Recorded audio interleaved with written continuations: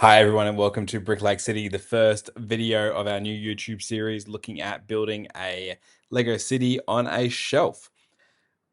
Now, for those of you who don't know us, we are a family of Lego builders that have been building Lego cities for the last 4 years or so over on our Instagram account at Brick Lake City. But we've since moved house. We've lost the area we once had to have a large Lego city. We're now space constrained. We're now budget constrained. So we're looking to do something different. And what that came to was let's build it on a shelf. Now, we know we're not the only ones doing this. We know we aren't the most innovative family or even the most creative family in the world, but we love Lego. And we just thought that this was a good opportunity to film what we're doing because it might help someone else. It might give someone else some ideas of what they could do for their city. We are very dependent on YouTube and watching people to see what they do, to see what we can do. So I thought, why not contribute to that community as well? So this is the first video on that journey. And you can see we've already started in the city. We've got the shelves built. It's a fairly large shelf. It's about 2 meters long. It's probably about 600 mil deep. So that gives us about 2 modulars deep, and that gives us a fair few across as well. And that was the goal this time. And we've already played around a little bit about how we were to set up the city. So, but this is about kind of finalizing it and putting into a plan. Originally, I had that road plate that you can see there going straight down the screen. It was in front, so you had roads and cars along the whole length of the shelf, which was really cool, except it took up half a base plate of modular space, right? So instead of now where I can get 2 modulars deep or 2 and a bit modulars deep, I could actually only get 1.5, and that made it really difficult because there's so many modulars. We've been collecting modules. I'm not even sure what the first modular we have is, maybe the diner or something like that. And they keep bringing them out every year, and space is always going to be an issue. It's always going to be probably the constraint on your city because a base plate is massive. So fitting that into the city is no easy task. So this is where we're at now. So what I've done is I've stripped the city back to the shelf. I've given it a good clean up because I never dust, and this was the one opportunity I really had to do that. And now I'm starting to place the modulars back in the city where I thought they might look good for a first stem. What I'm doing here is I'm actually just putting it on top of another base plate. So a lot of Lego cities out there, they use the mills system, which is where you use bricks and plates to build up, to add some height to your modulars. It helps you make gutters and sidewalks and things like that look more realistic, which I really, really loved. My wallet didn't. The budget didn't quite extend to that. This is something that I saw from Mr. Bookieboo ages ago, and I just jumped at it because it was a fantastic idea, right? You just get a base plate.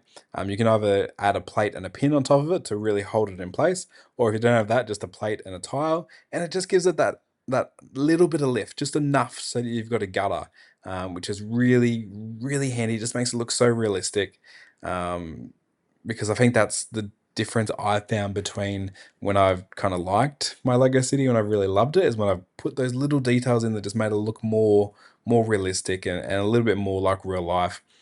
So you can see here as I'm starting to place those modules in, most of them are built up that little bit. I've changed their sidewalks over to be completely light bluish grey, so you get a nice contrast with the road as well.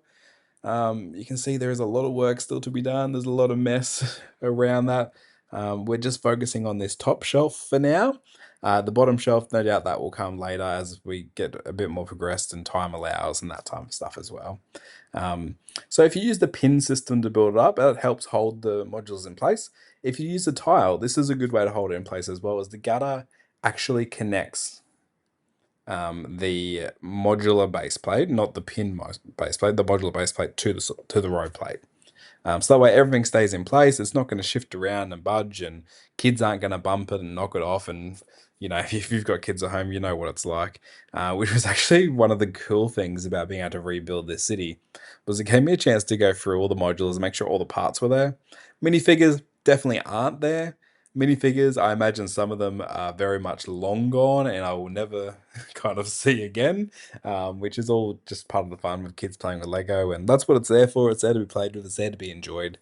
Um, but yeah, it's a good chance to make sure the modulars actually have on them what should be on them, and just get them cleaned up. And some of the dust, woof, I tell you, it's a little bit shameful as to the amount of dust on some of them.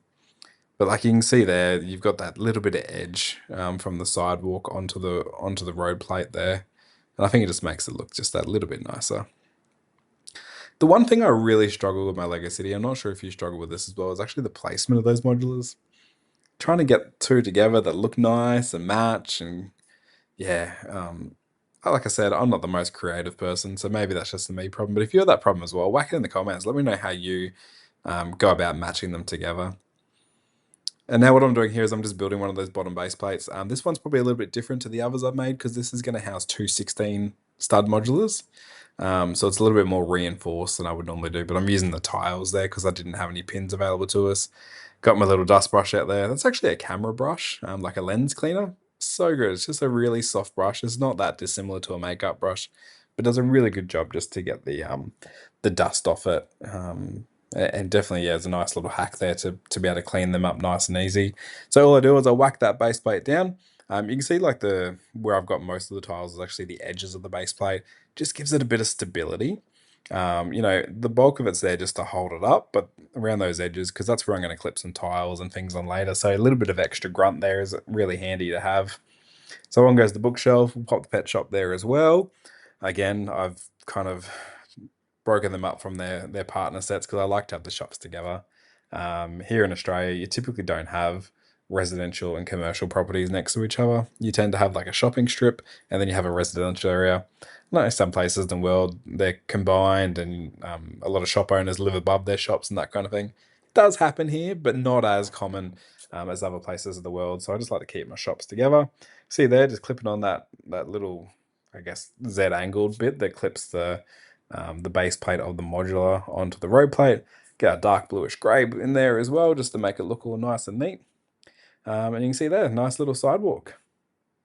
I've also changed my the tiles on my modulars to be the light bluish grey, just so it looks like I've almost got a concrete footpath and then a bitumen road, right? Again, making it a little bit more realistic. This is where the boutique hotel is going to go. I've only got it 2/3 built at the moment. You can see it's still flat. It hasn't had its tiles changed over yet, so it's still a work in progress, but just starting to come together. For those with a keen eye, you'll notice that I made a mistake there on my road plate. If you missed it, maybe you want to go back and see if you can spot it. I probably triggered some people with that one, but trust me, I have fixed it since. But yeah, like it's starting to come together there, and you can see the mess of that second shelf. That is another month's problem.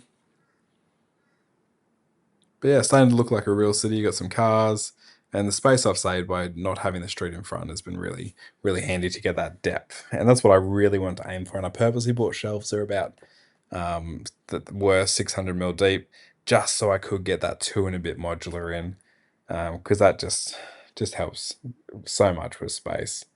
I didn't really want to have to get multiple shelving units, and no doubt it might come to that point in the future because, like I said, modules come out every year. So, but what I'm doing here, again, this is just another little touch I try to do to make it realistic. I don't know what these parts are called, but I'm just trying to ramp down from my footpath onto my road. That way, if any of the minifigs are in a wheelchair, maybe they're pushing a pram or a stroller, they're not going to have to lift that down off the gutter onto the road. The wheels can just roll straight out, nice and flush, just like it would in real life. And you can see I have a multi-plate system. That might not be the best way to describe it. You can see I've got multicolored plates there, right? They don't get seen once you put the tiling on top of it. So I just use whatever part I got available to me.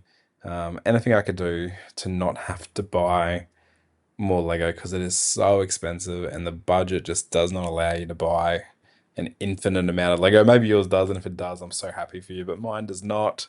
So wherever I can just use the parts I've already got, I definitely go for it. And there's no typical order to my city at this stage.